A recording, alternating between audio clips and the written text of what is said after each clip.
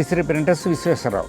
గత 42 సంవత్సరాలు నేను ఈ ప్రెస్ పెట్టి, అంతకుముందు ఒక 4-5 సంవత్సరాల పాటు విడిగా ఎగ్జిబిషన్లకి మీటింగ్లు జరిగితే రాష్ట్రం అంతా తిరిగి నేను పుస్తకాలు అమ్మేవాడిని. ఒక స్థిరమైన ఇది మాత్రం 83లో నేను ఒక షాప్ లాగా తీసుకుని దానికి ఒక పేరు పెట్టుకుని ఇట్లా ఉన్నాను. శ్రీశ్రీ అంటే నాకు చాలా ఇష్టం. ఆ ఇష్టం రీత్యా ఆయన పేరే పెట్టుకున్నాను, Sri Sri printers, printing press with publications. ఇలా 42 ఏళ్ళుగా నా జీవితం హాయిగా సాగడానికి ఆయనే కారణం. అదే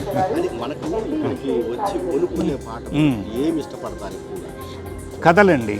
మొట్టమొదటి కథ, తర్వాత నవల. కవిత్వం మీద కూడా ఇంట్రెస్ట్ చూపిస్తారు కుర్రాళ్ళు, అంటే ఉత్సాహవంతులు అంటారు. నేను అయ్యే గమనించాను.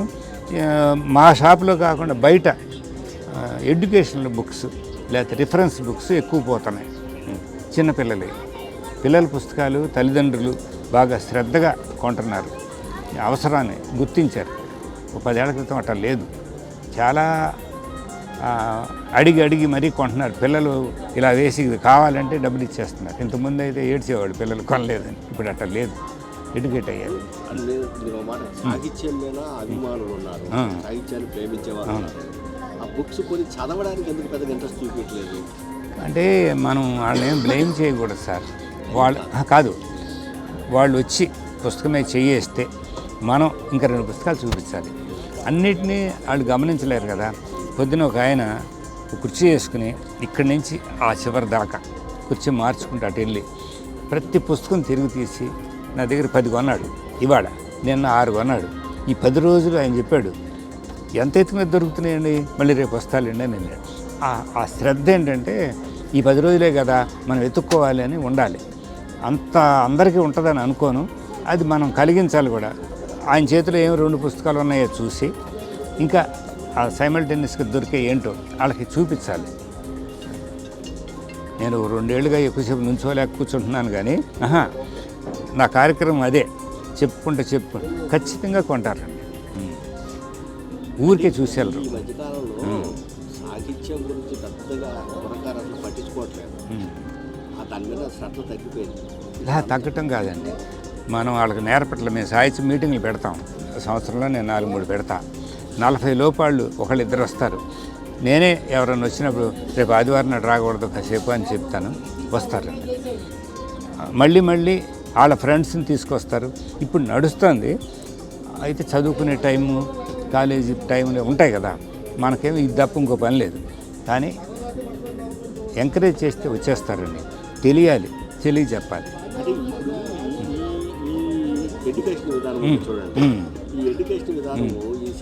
అవునండి. ఫిక్షన్ చదవడానికి అది ఒప్పుకోదు. ఎందుకంటే ఆ టైము తినేస్తారు కదండి. మొత్తం వాడి జీవితం అంతా.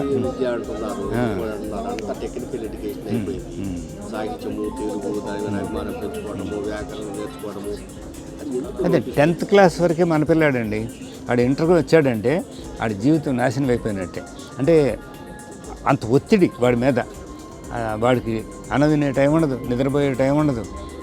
తల్లిదండ్రులు కూడా ఏమీ చేయలేరు. చదివితే ఒప్పుకోరు. కాలేజీలో చాలా ఒత్తిడి పెరిగిపోయింది. అందువల్ల ఫిక్షన్ చదవట్లేదు. ఏమో మా కుటుంబాల్లో మేము పిల్లలందరినీ దీని తర్వాత అది నేను ఒక అబ్బాయి వస్తే ఒకటి చెప్పాను, 2 గంటలు కేటాయించు, 8 గంటలు అనుకో, 6 గంటలు నువ్వు చదువు కేటాయించు, ఒక 2 గంటలు ఫిక్షన్ చదువు. ఖచ్చితంగా నువ్వు 6 గంటల్లో కేటాయించే పని బుర్రకు ఎక్కుద్ది. అంటే టెన్షన్ కాదండి. లెక్చరర్ గారు చెప్పాడు రేపు పొద్దున్న కప్పు చెప్పాలని. దాంట్లో 1 గంట మధ్యలో ఫిక్షన్ చదివితే ఒకటి రిలీఫ్ ఉంటుంది. పని శ్రమ పడేటప్పుడు కూడా ఒక పనిని కాసేపు ఆపి చెట్టు కింద కూర్చోవటం కాకుండా పని మారిస్తే రెస్ట్ కిందే వస్తుంది, మన రిలీఫ్ వస్తుంది. అది కూడా చదువులో కూడా ఉంటుంది.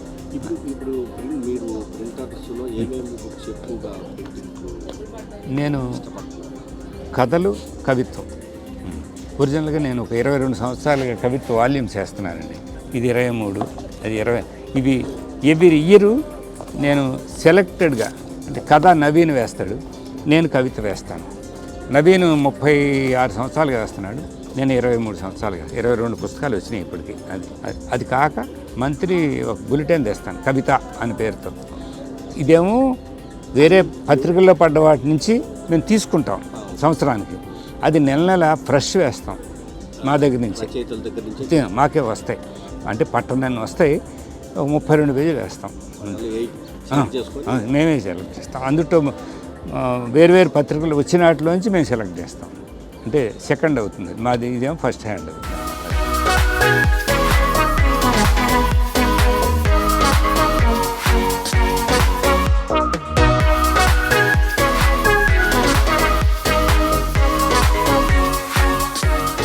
సార్ నమస్తే సార్, నా పేరు వెంకట్ సార్. నేను గత 35 సంవత్సరాలుగా ఈ విజయవాడ బుక్ ఫెస్టివల్ ఎగ్జిబిషన్లో పనిచేస్తున్నాను సార్. కాకపోతే ఇంతకుముందు ఉన్న స్కిన్ ఇప్పటికీ చాలా వ్యత్యాసం ఉంది. ఇంతకుముందు ఏంటంటే పుస్తక రీడింగ్ ఎక్కువ ఉండడం బట్టి వ్యాపారాలు కూడా బాగుండేవి.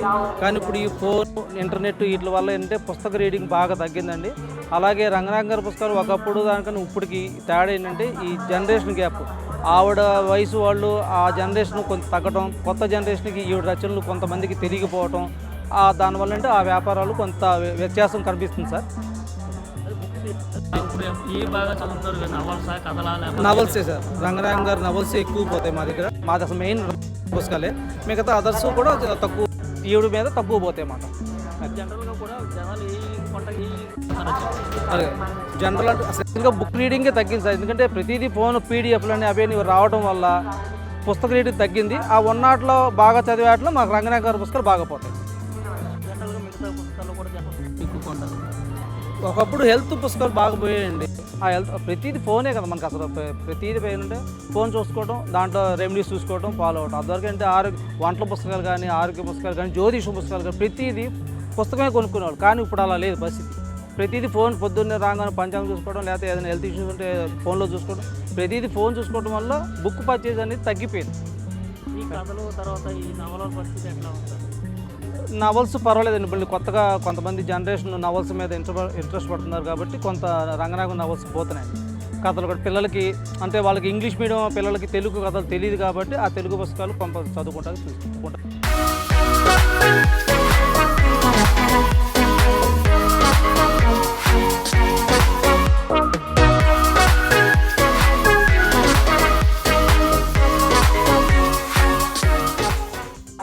నీ పేరేం పేరు నాని? మౌర్యానంద్. ఎందుకు వచ్చా ఇక్కడికి? ఏం చూద్దాం వచ్చావు? స్టోరీ బుక్స్, సబ్జెక్ట్ బుక్స్ అలా. ఏం తీసుకున్నావు? ఏం బుక్ తీసుకున్నావు?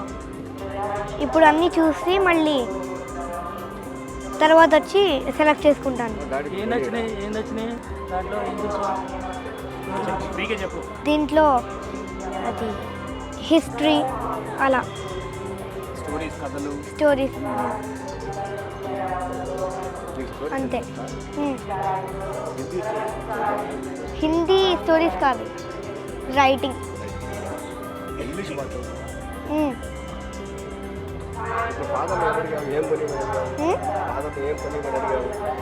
Story book.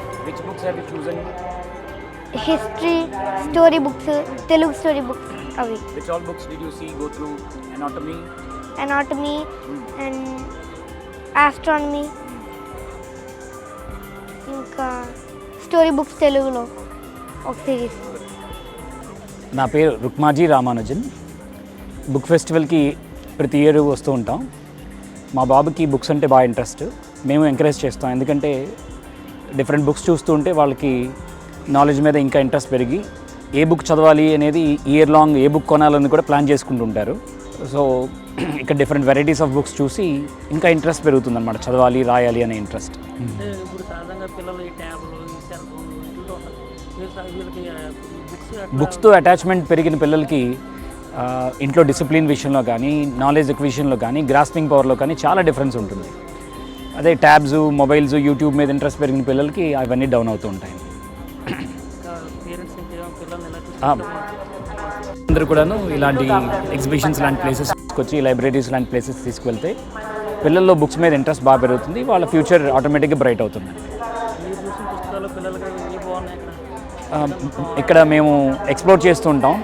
మంచి బుక్స్ మనకి పిల్లలకి రెలవెంట్గా, పిల్లలకి తగ్గట్టుగా ఇంట్రెస్టింగ్గా ఉండేట్టుగా కంటెంట్తో పాటు ఇమేజెస్తో ఉన్న పిక్చర్స్ని, బుక్స్ని చూస్తూ ఉంటాం. అంతకన్నా ముందుగా పిల్లలకి ఏ బుక్స్ నచ్చుతున్నాయి, వాళ్ళకి ఏది ఇంట్రెస్ట్ అనేది అబ్జర్వ్ చేసి వాటిలో సెలెక్టివ్గా కొంటూ ఉంటాం అండి.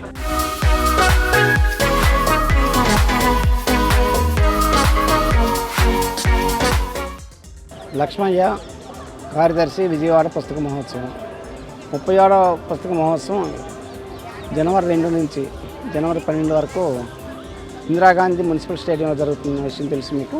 ఈ పుస్తక మహోత్సవంలో గతం నుంచి విజయవాడలో చాలా ఆదరణ ఉంది. భారతదేశంలో జరిగే ప్రతిష్టాత్మకమైన పుస్తక మహోత్సవాల్లో విజయవాడ పుస్తక మహోత్సవం ఒకటి. అయితే ఈ మధ్య కాలంలో అనేక మంది యువ రచయితలు వాళ్ళు పుస్తకాలు రాయటం, పుస్తకాలు పబ్లిష్ చేసుకోవటం, ప్రచురణ సంస్థలు పెడటం కూడా చాలా ఎక్కువ. ఈ తెలుగు ప్రచురణ రంగం యొక్క విస్తృతి బాగా పెరిగింది.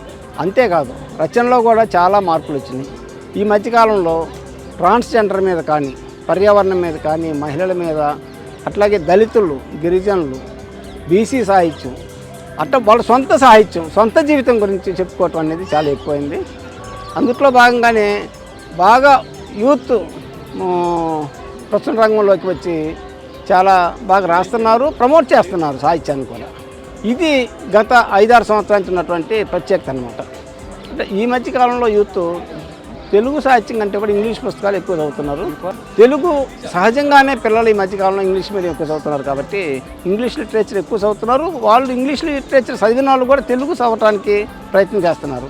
ఈ మధ్యకాలంలో ఎప్పుడు లేని విధంగా అమ్మ డైరీలో కొన్ని పేజీలు అనే పుస్తకం దాదాపుగా 2,50,000 కాపీలు ఒక సంవత్సరంలో సేల్ అయింది. గతంలో బాగా సాహిత్యం కొంటున్నారు అనుకున్న సందర్భంలో కూడా ఎప్పుడు ఒక 50,000 కాపీలు కొన్న పుస్తకం లేదు సంవత్సరానికి. అందుకని ఇది రెండోది, తెలుగు చదవటం లేదు పిల్లలు, సెల్ ఫోన్లోనే ఉంటున్నారు, తెలుగు రావటం లేదన్న టైంలో ఎవరైతే ఇంగ్లీష్ మీడియం చదువుకున్న, ఇంజనీరింగ్ చదివి ఉద్యోగం చేసేవాళ్ళు ఆ కుటుంబాలే కొన్ని ఈ పుస్తకాలు మాట వంటమే కాదు కొన్ని చదువుతున్నారు కూడా. అందుకని తెలుగు సాహిత్యం మరలా బాగా అభివృద్ధి చెందే అవకాశం ఉంది.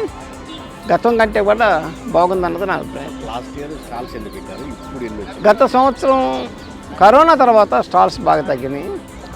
గ్రాడ్యువల్గా పెరిగి లాస్ట్ ఇయర్ 200 స్టాల్స్కి వచ్చింది. ఈ సంవత్సరం 280 స్టాల్స్ వరకు బుక్ చేసుకున్నారు. భారతదేశంలో ఉన్నటువంటి ప్రతిష్టాత్మకమైన అన్ని పబ్లిషర్స్తో పాటు అన్ని రకాల సబ్జెక్ట్స్కి సంబంధించిన వాళ్ళు కూడా వచ్చారు. నవలల మీదే ఎక్కువగా ఇంట్రెస్ట్ అంటున్నారు, ఎందుకు? నవలల మీద ఇంట్రెస్ట్ అని దానికి ఒక కారణం ఏంటంటే నవలే ఇంగ్లీష్ లిటరేచర్లో చాలా ప్రధాన పాత్ర పోషిస్తుంది అనమాట. ఇంగ్లీష్ లిటరేచర్ అంటూ తీసుకుంటే నవలే 80% దాకా ఉంటుంది. అందుకని మన యూత్ కూడా నవల్స్ ఎక్కువ చదువుతున్నారు. నవల రాయాలని వాళ్ళ జీవితాన్ని విస్తృతంగా రాయటానికి అవకాశం ఉన్నది నవల కాబట్టి నవలలు ఎక్కువ చదువుతున్నారు, ఎక్కువ ఆదరిస్తున్నారు వాళ్ళు.